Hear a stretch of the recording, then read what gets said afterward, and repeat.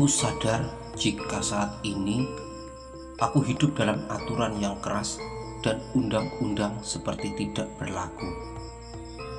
Di sini tidak ada polisi yang setiap hari mengadakan patroli dan polisi pamong praja yang selalu menertibkan masyarakat. Aku dikelilingi oleh ribuan prajurit, namun mereka terlatih untuk berperang merebut kekuasaan wilayah, kalau tidak berperang mempertahankan wilayah kekuasaannya. Hari ini aku seperti jenderal yang ditugaskan untuk memimpin pasukan ke medan pertempuran. Patrik Wajah mendahuliku dengan maksud untuk menghentikan laju Maskore yang sangat kencang. Seketika aku menarik tali sekuatnya dan Maskore menghentikan derap langkahnya. "Ada apa, Patrik Wajah?" Aku merasa heran dengan perlakuan Patrik Wajah yang tidak sopan menghentikan perjalanan sebelum kuberi perintah. "Begini Gusti, sebentar lagi kita memasuki pintu gerbang kota raja. Apa yang harus kita lakukan? Apakah kita akan langsung menyerang?" Patrik Wajah hanya ingin mengetahui tugas setelah sampai di pendopo kadipaten. "Kita akan masuk dan menemui adipati. Kita tidak memerlukan kekerasan jika sang adipati mau berdamai. Tapi kalau memang menentang kita, apa boleh buat? Sekalian kita hancurkan istana adipati ini." Aku tidak memperdulikan kebingungan rasa seorang Patrik Wajah yang nampaknya masih kaku dalam bertugas. Kuhela Maskore lalu melanjutkan perjalanan. Seorang penjaga pintu gapura membuka pintu tanpa bertanya terlebih dulu. Mungkin mereka tahu siapa yang datang. Aku mengajak para prajurit langsung masuk ke kota Raja Umbaran. Beberapa prajurit menghalangi langkahku. "Minggir kalian semua, aku ingin bertemu Gusti kalian." Aku menggertak para prajurit yang menghalangi langkahku, tapi mereka tetap tidak mau bubar. "Apa kalian tidak tahu siapa aku? Aku utusan dari Lokananda, ingin bertemu dengan Adipati Umbaran."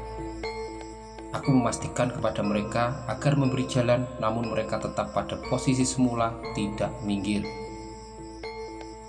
"Katakan siapa pimpinan kalian?"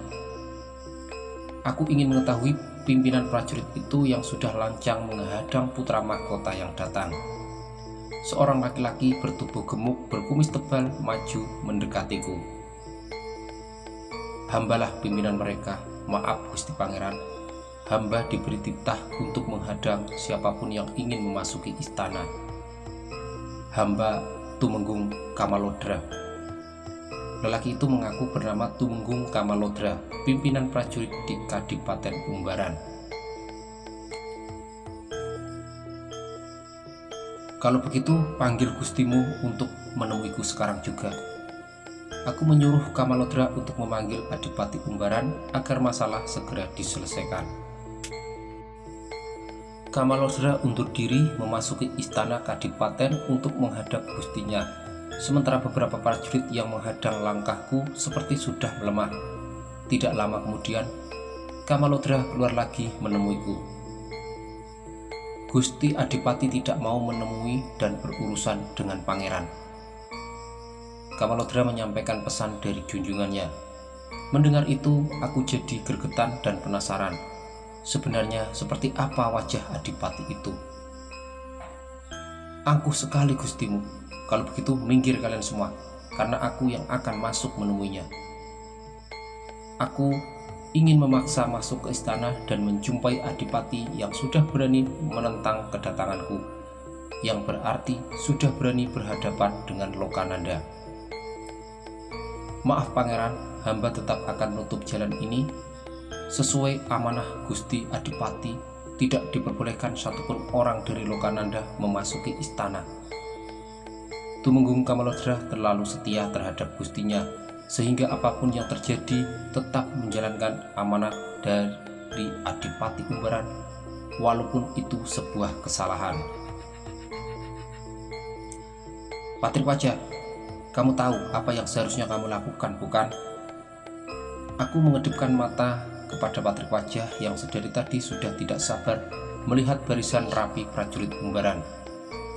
Patrikwaja mengerahkan semua anak buahnya untuk menyerang prajurit Umbaran yang memang sudah bersiaga.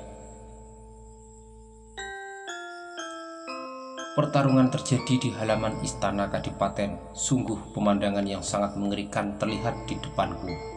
Darah merah bercucuran, jeritan histeris terdengar satu demi satu, nyawa terenggut, sungguh sangat kejam.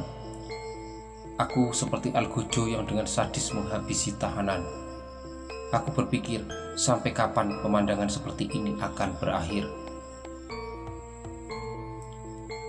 Tiba-tiba teringat tugas yang kuemban, sebuah tugas dari rajaku yang sangat berat dan harus berhasil kuselesaikan. Ketika pikiran itu muncul, maka timbullah semangat juangku. Secepat mungkin aku melompat dari kuda dan menerobos masuk ke istana Umbaran. Sesampainya di dalam, kulihat beberapa orang duduk bersantai di tempat yang luas seperti aula. Seorang berwajah tampan, berkumis tipis, duduk di singgasana dengan senyum memandang kedatanganku. Pejabat macam apa? Mereka di luar terjadi peperangan, para prajuritnya mempertahankan harga dirinya, sementara mereka hanya duduk bersantai. Aku seperti benar-benar dilecehkan oleh orang-orang Umbaran ini. Aku dianggap cecunguk yang masuk ke perangkap mereka. Adipati Umbaran, apa sebenarnya yang kamu inginkan? Aku membentak dengan berwibawa, bermaksud menantang sang adipati. Namun yang mana orangnya aku bingung. Apakah mungkin yang duduk di singgasana itu? Arya Seta, akhirnya kamu datang juga. Kedatanganmu hari ini tentu untuk mengantarkan Dina Andindita. Lelaki yang duduk di singgasana berdiri dan berjalan ke arahku. Apa maksudmu? Aku sama sekali tidak mengerti. Kedatanganku kemari untuk menjemput Anjani yang kamu culik. Sebenarnya merinding melihat wajah Mas seram yang sedari tadi memandangku dengan sengit. Namun harus bagaimana? Sudah terlanjur masuk. Daripada malu, lebih baik ku berani-beranikan diri saja. Adipati Umbaran nampak angkuh sekali seperti akan menang dalam pertarungan ini. Aku yakin dengan ajian Pancasona yang kumiliki, Kadipaten Umbaran ini bisa kuhabisi dalam sekejap. Aku juga mengingatkan kepada Adipati Umbaran bahwa seumur hidup baru sekali ini berjumpa. Mendengar ucapanku, Adipati Umbaran tertawa terbahak-bahak, disusul beberapa pejabat kadipaten yang tetap duduk di tempatnya. Adipati Umbaran seperti menaruh dendam kesumat padaku. Ia menginginkan istriku dan ingin merebut tahta Ayanda Prabu Maesar Tirta di Lokananda. Aku datang kemari bukan untuk mengurus masalah yang lain. Aku datang kemari untuk menuntaskan masalahmu, menculik Putri Demang Bubut, dan menangkapmu karena sudah berani mbalelo. Aku sudah tidak sabar ingin segera menangkapnya, namun ia seperti tidak takut sama sekali. Semua itu bukan urusanmu, Bubut adalah wilayahku, maka akulah yang berhak atas bumi itu. Lokananda tidak berhak ikut campur. Masalah Anjani anggaplah dia itu sebagai ganti Anindita. Sebentar lagi putri manis itu akan menjadi istriku yang kelima. Aku terhentak kaget dan mundur beberapa langkah ke belakang.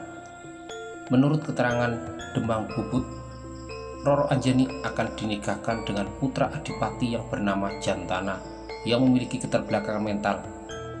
Tapi setelah sampai di Kadipaten, ceritanya jadi berubah. Bukankah kamu melamarnya untuk anakmu? Aku memberanikan diri bertanya yang sesungguhnya.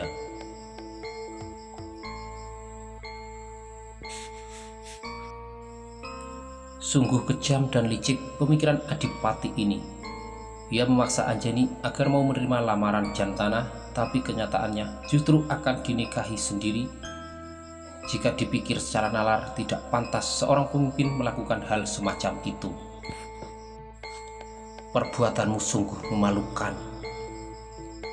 Aku memandang Adipati Umbaran dengan jengkel dan kesal. Tidak mau berlama-lama lagi, secepat mungkin aku melompat dan menendang dadanya hingga tersungkur jatuh. Melihat itu, semua pejabat kadipaten bangkit dari duduknya dan mengeroyokku. Aku dengan mudah menghadapi mereka yang sangat ganas dan lincah. Berkali-kali aku terluka namun sama sekali tidak merasakan sakit, dan luka di tubuhku kembali lagi seperti semula. Mungkin semua itu terjadi akibat ajian Pancasona yang kumiliki. Aku menjadi geram melihat pertarungan ini dan merasa tidak sabar. Kemudian aku melesat, meninggalkan mereka lalu mendekati sang adipati dan menghajarnya. Di saat seperti itu, Patrikwaja masuk beserta beberapa prajuritnya melawan para pejabat kadipaten itu. Aku bertarung single dengan Adipati Umbaran. Dia sangat tangguh. Berkali-kali aku berhasil dipukulnya dengan tenaga dalam hingga mental. Namun yang kuherankan, sama sekali aku tidak mati, masih bisa bangun lagi dan menyerangnya. Kulihat Patrikwaja menyelesaikan tugasnya dengan bagus. Beberapa pejabat kadipaten tergeletak di lantai tanpa daya. Aku merasa bangga pada kinerja Patrikwaja yang sangat bagus dan setia kepada tuannya. Secepat mungkin Adipati Umbaran melesat pergi meninggalkan aula itu. Aku menjadi bingung mencarinya. Mengejarnya masuk ke dalam istana, namun yang ketemukan hanyalah perempuan-perempuan yang menjerit histeris melihat kedatanganku.